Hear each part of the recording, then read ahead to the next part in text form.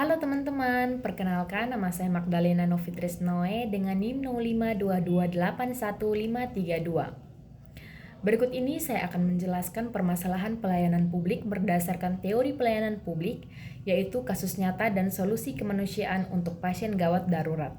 Masalah pertama, nyawa tertunda oleh kertas.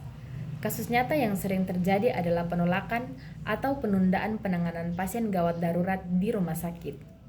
Meskipun pasien berada dalam kondisi kritis dan nyawa terancam, prioritas 1, tindakan penyelamatan sering tertunda karena petugas di bagian administrasi terlalu fokus pada prosedur. Mereka menanyakan uang muka, menunggu kelengkapan kartu jaminan kesehatan atau JKN, atau khawatir klaim pembiayaan akan ditolak oleh BPJS. Secara teori, ini adalah kegagalan dalam etika pelayanan publik. Rumah sakit dan petugas bertindak seperti birokrasi yang kaku, terlalu mengikuti ciri Neo Public Management atau NPM yang mendahulukan kekhawatiran finansial daripada nilai tertinggi, yaitu keselamatan nyawa pasien. Tindakan ini jelas melanggar undang-undang yang mewajibkan rumah sakit memberikan pelayanan gawat darurat tanpa syarat awal. Yang kedua, solusi inovatif.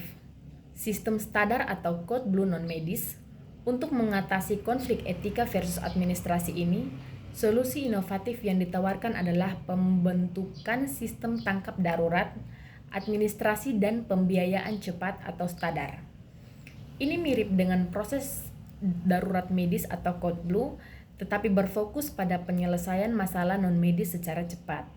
Inti dari standar adalah menjamin tindakan medis harus dimulai 100% segera, no wrong door policy, sementara masalah administrasi diselesaikan secara paralel di belakang layar.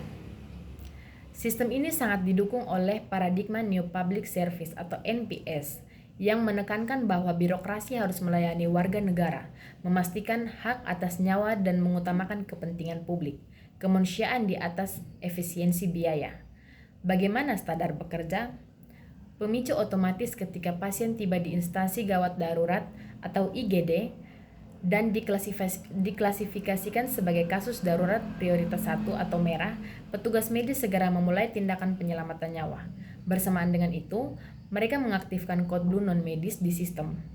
Tim khusus TCTA aktivasi ini memanggil tim cepat tangkap administrasi atau TCTA, sekelompok staf non-medis yang khusus bertugas 24 jam untuk kasus darurat.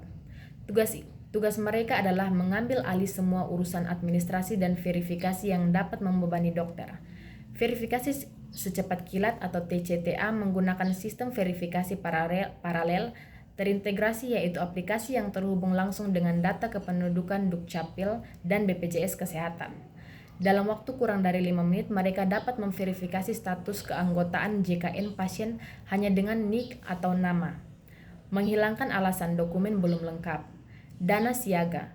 Rumah sakit wajib menyediakan dana talang darurat atau hospital buffer fund.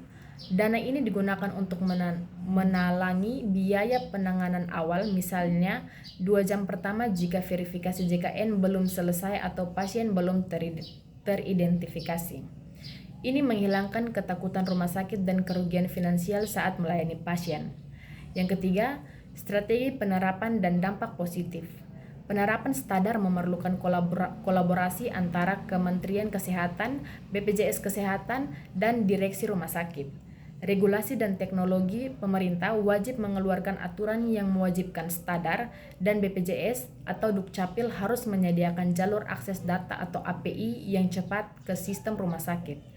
Budaya dan anggaran direksi rumah sakit harus mengalokasikan dana talang dan melatih tim TCTA secara intensif mengenai etika pelayanan atau NPS dan hak pasien. Pengawasan tegas setelah sistem berjalan, harus ada sanksi yang keras sesuai UUD pelayanan publik bagi rumah sakit atau petugas yang terbukti menolak pasien, bahkan jika sistem standar sudah tersedia. Dampak positif, solusi standar ini memiliki dampak besar dan positif bagi masyarakat. Memastikan hak dasar atas keselamatan nyawa terpenuhi, mewujudkan keadilan sosial karena status ekonomi tidak lagi menjadi penutup hidup atau mati bagi rumah sakit, meningkatkan kepercayaan publik secara drastis dan memastikan rumah sakit mematuhi kewajiban etika dan hukum. Bagi sistem, mendorong integrasi teknologi antara lembaga pemerintahan, BPJS Dukcapil, dan rumah sakit, menciptakan pelayanan yang efisiensi dan humanis. Secara keseluruhan, Stadar adalah contoh bagaimana birokrasi dapat berinovasi menggunakan teknologi dan mengubah budaya untuk kembali berfokus pada kemanusiaan dan pelayanan publik sebagai nilai tertinggi. Inilah penjelasan singkat dari saya. Sekian dan terima kasih.